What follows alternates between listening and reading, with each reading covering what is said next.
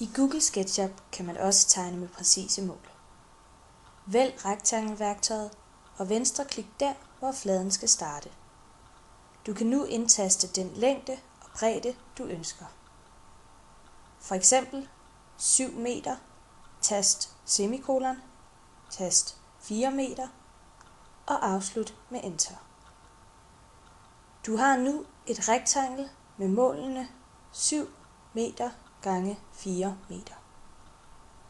I Google SketchUp kan man også aflæse vinkler eller sætte en hjælpelinje med en præcis vinkel. Det gør man således. Vælg vinkelredskabet og sæt det fast der, hvor vinklen skal være.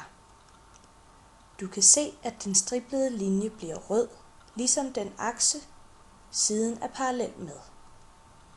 Venstreklik for at fastlægge udgangspunktet. Der fremkommer nu en grå striblet linje, som er hjælpelinjen.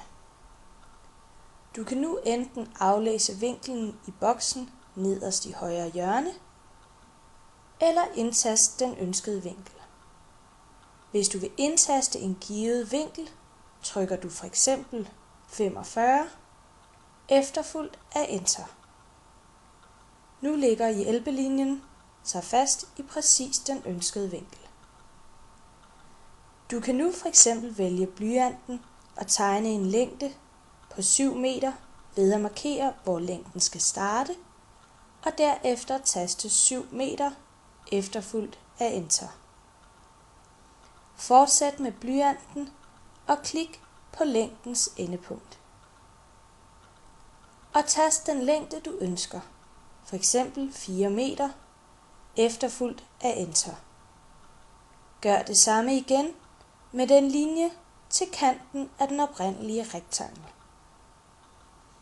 Hele fladen bliver nu grå, og du kan fjerne de 2 indre linjer ved at vælge viskelæderet og trykke på dem. Nu er det hele en sammenhængende flade, og du kan hive den op i 3D.